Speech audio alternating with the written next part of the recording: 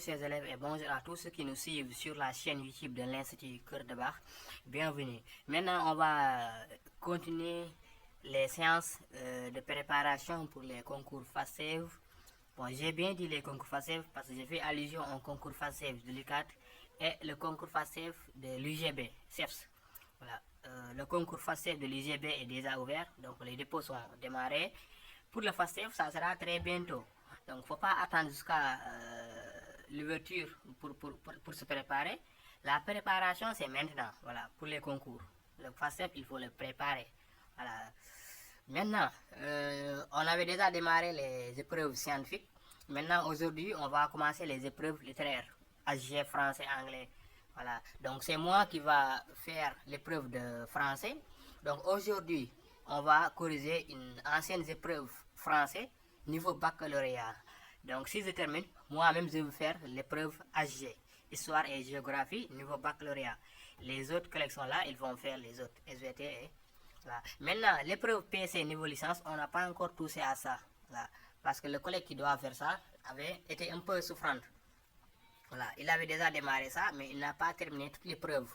Voilà. Donc, ça dépend. Donc, bon, nous avons mais sinon aussi, on va publier ça maintenant. Mais il n'a pas terminé l'épreuve. Voilà. Maintenant, pour l'épreuve d'aujourd'hui, nous avons ici une épreuve de français. Voilà. Pour les épreuves de français, maintenant, on va faire tout. Hein. On va faire des dissertations, on va faire aussi commentaires. Mais pour la séance d'aujourd'hui, c'est commentaires de texte que nous allons faire. Maintenant, le texte est là devant vous. Donc, vous pouvez commencer à lire. Parce que moi, je vais lire rapidement. Hein. Voilà. Mais vous pouvez mettre en pause et il faut lire encore et bien lire avant de venir sur les questions. Donc, rapidement, moi, je vais lire. Texte, voilà.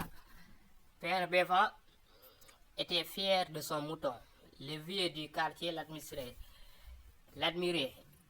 Il était bien nourri et propre. Il accompagnait souvent son maître dans la rue. Il ne lui quittait pas d'un pouce. Le père Benfa le caressait jalousement et devenait furieux lorsque les enfants s'amusaient à faire tintin la clochette que le mouton portait au cou. À plusieurs reprises, des marchands avaient offert de fortes sommes au père Benfa, mais il ne voulait à aucun prix se séparer de son mouton, car l'abondance de ce dernier témoignant de la bonne chair dont jouissait la famille. Le père Benfa faisait voir son mouton à tous les visiteurs. Il y a seulement 6 mois que je l'ai acheté. Virgule. Ici c'est père Benfa qui parlait. Il était aussi maigre qu'une biche. À présent, voyez-le. Dans un an, il ne pourra plus passer la porte. Ce mouton était si choyé par le maître qu'aucune de ses femmes n'osait se plaindre quand l'animal leur mangeait de la farine de mil ou de brisure de manioc. C'est du Bédian sous l'orage. Bon, mettez la vidéo en pause et vous lisez encore hein, si la lecture est rapide. Voilà. Maintenant, on va enchaîner directement la correction. Voilà. Donc, ici, souvent, la première question. Maintenant, la première question qu'on nous a demandé ici, c'est donner un titre au texte. Bon, ici, maintenant, un titre, on peut avoir plusieurs réponses, hein, mais que ça soit correct. Bon, ici, déjà, on voit qu'on parle du mouton. Donc, le titre, on peut dire mouton de père Benfa. Ça peut être. Voilà. Donc, moi, je propose ce titre. Hein. Voilà. Mouton de père Benfa. Bon, vous pouvez avoir d'autres sujets. Hein. Voilà. Donc, ça, il n'y a pas de grand. Deuxième question. À l'aide d'exemples tirés du texte, montrez que le mouton de père Benfa avait un traitement de faveur. Ah, ça, c'est une question cadeau. Voilà.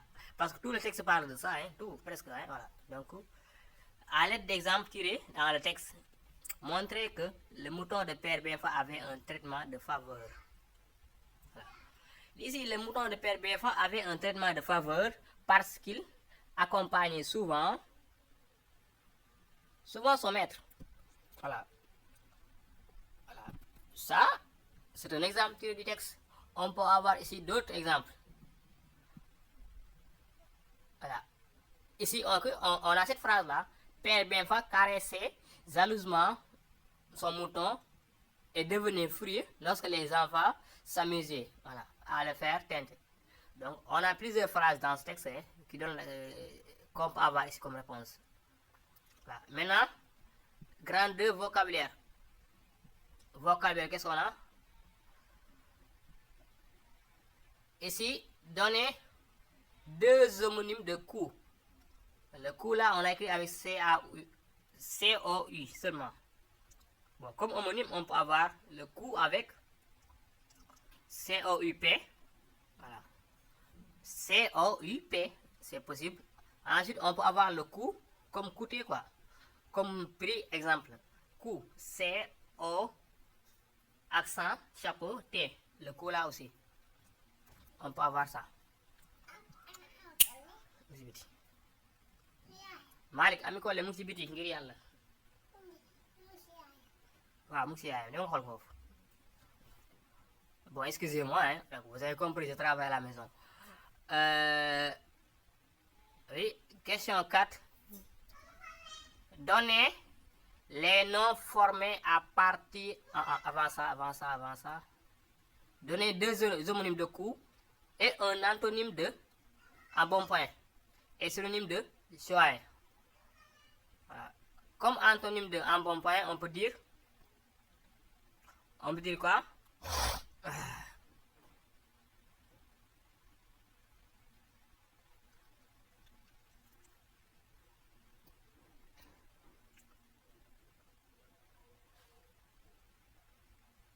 Maigreur, hein? Ça peut être maigreur comme antonyme d'embonpoint. Maintenant, un synonyme de choix, c'est gâté. Choix, c'est gâté. Voilà, choix, c'est gâté. Embonpoint, maintenant, ça peut être maigreur, hein? Voilà. Vous pouvez avoir aussi d'autres. Bon, ces genre de questions-là sont des questions, vous pouvez avoir plusieurs réponses, mais on demande un. Il faut donner un seulement. Donnez les noms formés à partir des verbes caresser, amuser, offrir, acheter. Voilà, c'est la question numéro 4. Voilà. Par exemple, maintenant, pour le verbe caresser, on a la caresse. Pour offrir, on a l'offre. Pour offrir, on a offre. Qu'est-ce qui reste? La caresse. Offrir, on a offre.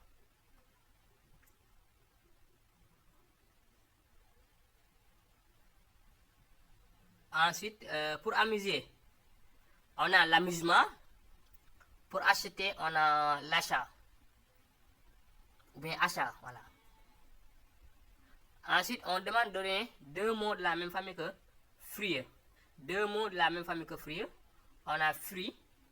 J'ai pas dit fruit maintenant, hein. J'ai dit furie avec F-U-R-I-E. On a fruit. On a furieusement. On a fureur. J'ai pas dit fruit, commence. J'ai pas dit ça. Donc c'est ma langue qui est comme ça. Mais j'ai dit furie avec F-U-R-I-E. Je crois que c'est clair. Maintenant, on passe à la partie grammaire.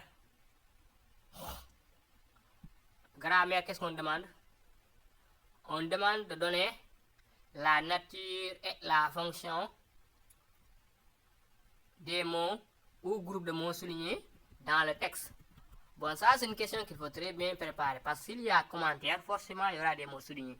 Et on va demander d'analyser. Donc ici on demande la nature et fonction.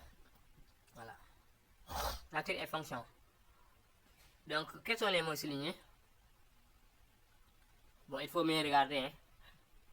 Hein.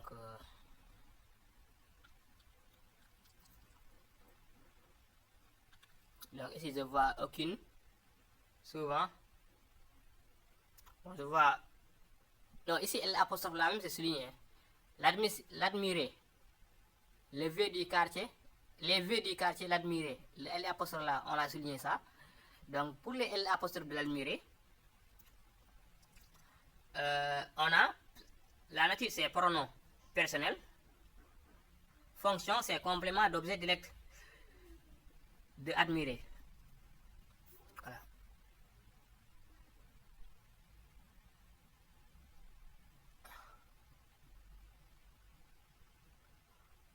Maintenant, on passe au deuxième mot, souvent.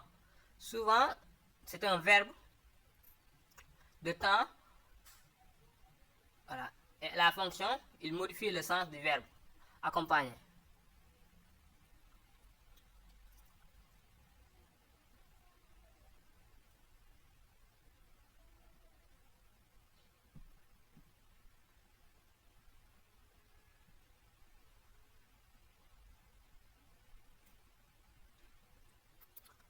Voilà. Donc, on a fini avec souvent. Souvent, j'ai dit c'est un adverbe. C'est un adverbe de temps. Voilà. Nature, souvent, c'est adverbe de temps. Hein? Voilà. Fonction, il modifie le sens du verbe. Qu'est-ce qui reste? Il y a... quel est l'autre mot qu'on a souligné ici? Au pair bienfait. Au pair bienfait, on l'a souligné. Au pair bienfait, c'est un groupe nominal, voilà, prépositionnel. Hein. Ensuite, aucune. Aucune, c'est un pronom indéfini. Si je dis verbe, si de quel verbe? Oser. Si je dis verbe, oser. Voilà, c'est ça. Donc, souvent, adverbe. Au PNBFA, groupe nominal.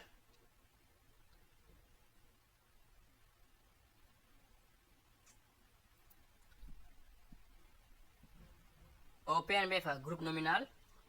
Aucune, pronom indéfini. L apostrophe, c'est pronom personnel.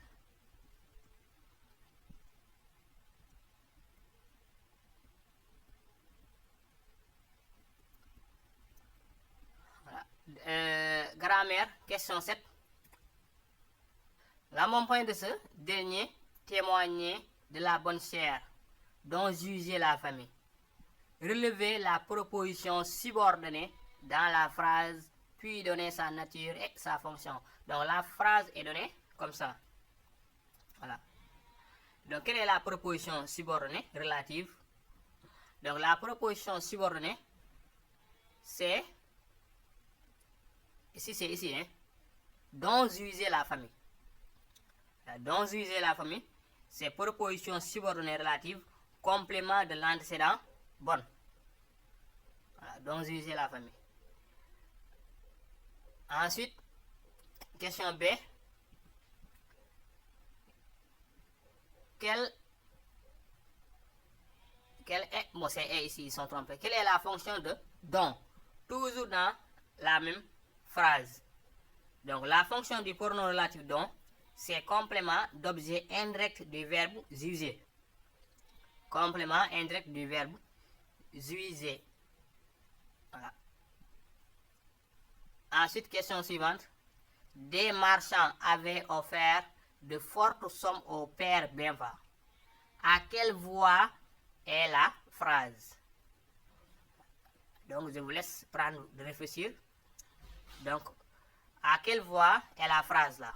Des marchands avaient offert au père bienfait de fortes sommes. Voilà. Donc la phrase est à la voix active. Donnez la voix inverse de cette phrase pour la question B.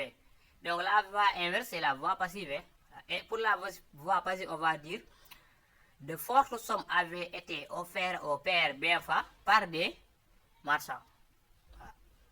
C'est ça la voix passive. On peut dire ça comme voix passive. Question 9. Les vieux du quartier l'admiraient. Il était bien nourri et propre. Relier ces deux propositions par la subordination en exprimant un rapport de cause. Un rapport de cause. Donc ici on demande de relier ces deux-là.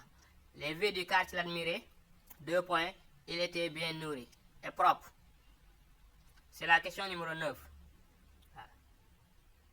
Il était bien nourri et propre, de sorte que le vieux du quartier l'admirait. C'est ça là, pour rapport de cause d'abord.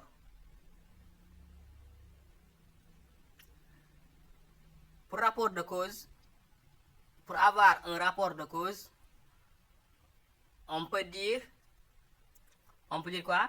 Que les vieux du quartier l'admiraient parce qu'il était bien nourri et propre. Les vieux du quartier l'admiraient parce qu'il était, excusez-moi, les vieux du quartier l'admiraient parce qu'il était bien nourri et propre. C'est ça le rapport de cause.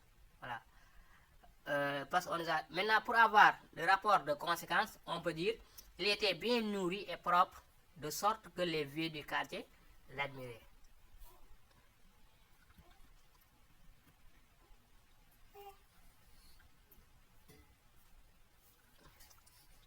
Maintenant, question 10, on demande de faire l'analyse logique de la phrase suivante. Le père Benfa caressait jalousement 3 points. Bon, ici on a mis des points parce que c'est un passage du texte que le mouton portait au cou. Voilà. Donc ici pour l'analyse logique, on peut dire le père Benfa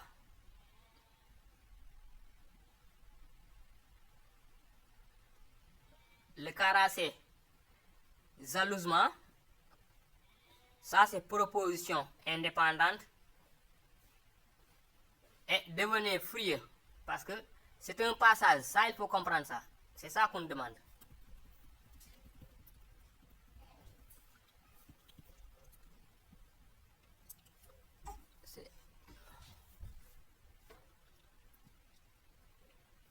Voilà. Donc c'est tout ce passage-là. On a mis des points parce qu'ils ne veulent pas recopier. Donc ça commence ici. Le père Benfa le caressait jalousement et devenait furieux lorsque les enfants s'amusaient à faire tintin la clochette que le mouton portait au cou jusqu'à ici. Donc c'est tout ça, tout ce passage qu'on demande d'analyser. Donc ici, le père Benfa le caressait seulement. Ça c'est proposition. D'abord, le père Benfa le caressait jalousement. Et ça seulement c'est proposition indépendante. Et devenir furieux, ça c'est proposition principale coordonnée. Maintenant, lorsque les enfants s'amusaient à faire tintin la clochette, ça sera proposition subordonnée, mais conjonctive.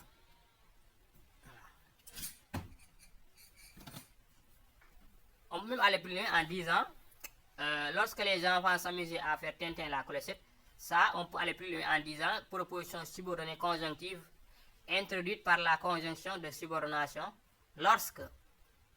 Voilà. Voilà. Et vous continuez, ça, on peut aller plus loin en disant aussi complément circonstanciel de temps. Ensuite, que le mouton portait au cou. C'est ça la fin de la phrase.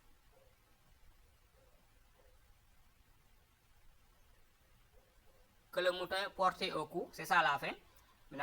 Parce que pour faire l'analyse, il faut souligner que le mouton porté au cou, ça sera proposition subordonnée relative. Donc il faut, c'est comme ça qu'on fait l'analyse.